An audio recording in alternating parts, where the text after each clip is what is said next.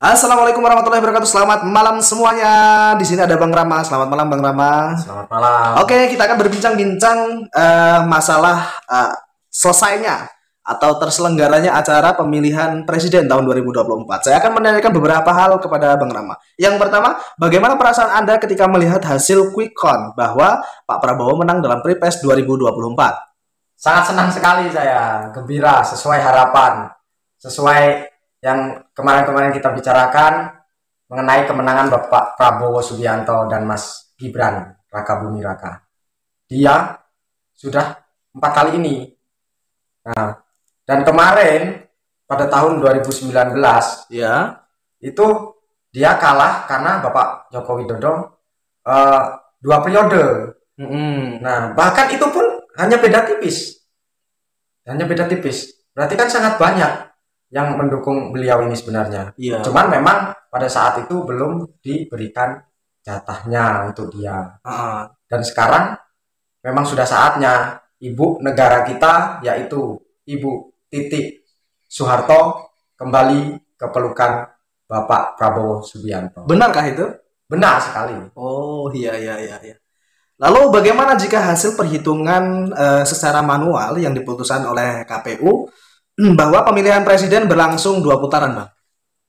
Tidak bisa. Saya dan rencang-rencang sangat tidak bisa. Loh, kalau sampai 2 putaran, apalagi sampai kalah, saya banting habis saya ini. Bener, Bang? Iya. Serius? Serius. Siapa yang banting? Siapa yang banting nanti? Saya atau kamu? Saya sendiri. Oh iya. Ya, ingat ya, saya sendiri yang akan membanting HP saya ini ya. Apple itu ya, Bang? Apple ini. Oh iya, siap. Ya.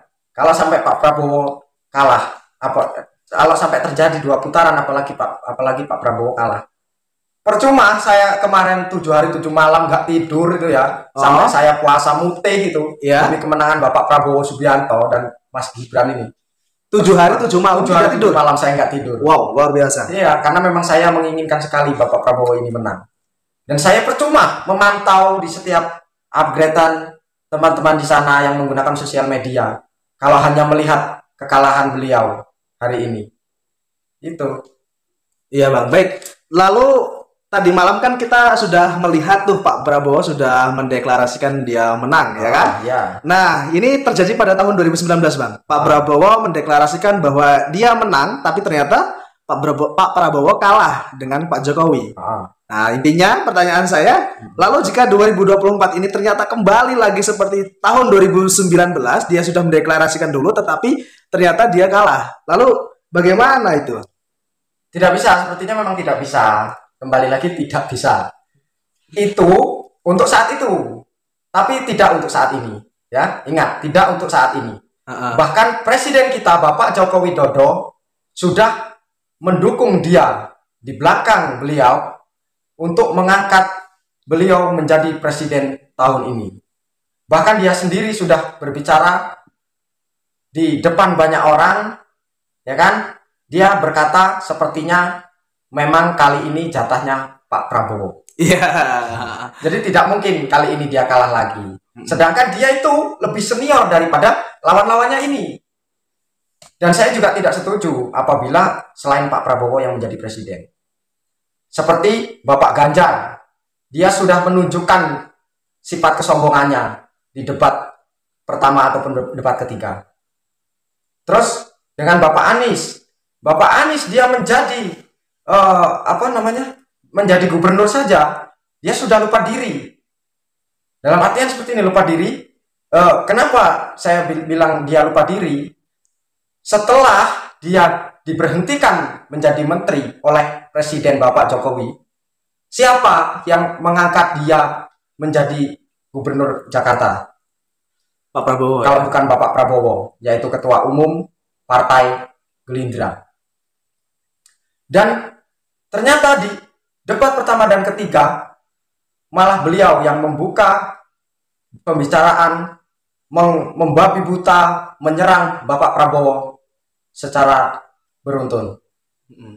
Ya kan? Sampai diberikan nilai itu ya. Iya, sebenarnya mereka ini calon presiden apa guru yang memberikan muridnya nilai. Oh, kamu salah ini, saya berikan 7. Saya berikan 8 karena salah 2, saya berikan 7 karena salah 3. Seperti itu. Nah, dia ini siapa? mereka ini bisa memberikan nilai segitu kepada Pak Prabowo dengan menilai kinerja Pak Prabowo sebagai Menteri Pertahanan Indonesia. Apakah mereka sudah cukup baik? Sedangkan seperti Bapak Ganjar Pranowo saja di wilayahnya yang dia pimpin saat ini, dia sebagai gubernur Jawa Tengah, itu pun dia kalah di situ. Yang dikatakan kandang banteng. Yang dikatakan kandang banteng. Di kandangnya aja dia kalah, apalagi di luar kandang seperti itu. Berarti kan memang yang dekat pasti lebih tahu. Di situ berarti memang dia tidak baik. Saya tidak mengatakan buruk ya. Dia memang kurang baik selama menjadi pemimpin di wilayahnya itu. Jadi janganlah kita menilai orang lain. Nilailah diri kita sendiri dulu. Apakah kita sudah benar? Begitu. Nah, apabila ini yang jadi presiden itu Bapak Ganjar Pranowo, ya kan, dia jadi gubernur aja sudah menunjukkan sifat sombongnya. Apalagi jadi presiden, pasti dia akan melupakan sesuatu yang sudah dibangun oleh presiden-presiden sebelumnya. Pasti dia akan bicara seperti ini. Indonesia tanpa saya tidak akan seperti ini. Padahal dia itu hanya meneruskan kinerja presiden kita yang sebelumnya. Seperti itu. Dan Bapak Anies juga, dia jadi gubernur aja, ya kan, sudah semua orang tahu siapa yang mengangkatnya, siapa yang memperjuangkannya. Dia segitunya, tidak ada toleransi, tidak ada apalagi balas budinya kepada seniornya, siapa yang membuat dia saat ini seperti itu. Nah, itu aja dia bisa melupakan itu semua. Apalagi nanti ketika dia sudah menjadi presiden Republik Indonesia, jadi orang nomor 1 se-Indonesia. Saya tidak menjamin dia akan mengingat siapa yang menjadikan dia presiden. Seperti itu. Ya, dengan orang terdekatnya aja dia bisa lupa. Apalagi dengan kita sebagai rakyat biasa. Padahal tanpa kita, mereka bukan apa-apa. Oke. Berarti Bang Rama pada malam hari ini sudah mulai memanas ya. Sudah mulai memanas. Oke. Sebenarnya ya dah, kita lanjutkan aja pertanyaannya selanjutnya karena takutnya nanti darah tinggi. Ya. Oke, pertanyaan yang selanjutnya, setelah Pak Prabowo nanti ditetapkan oleh KPU dan ternyata Pak Prabowo menang, jabatan apa yang dijanjikan oleh Pak Prabowo kepada Anda sehingga Anda malam hari ini memanas dan membabi buta? Ya, memang saya tidak akan diberikan jabatan apa-apa dengan Pak Prabowo ini ya. Saya tidak mungkin diberikan jabatan apa-apa. Karena dari sekolah saja saya bukan sekolah tingkat tinggi. Saya hanya anak petani, orang biasa, ya, bisa dikatakan orang kecil, wong cilik. Bahkan saya sendiri belum pernah bertemu secara langsung dengan Bapak Prabowo maupun Mas Gibran, maupun dengan paslon-paslon yang lainnya. Begitu.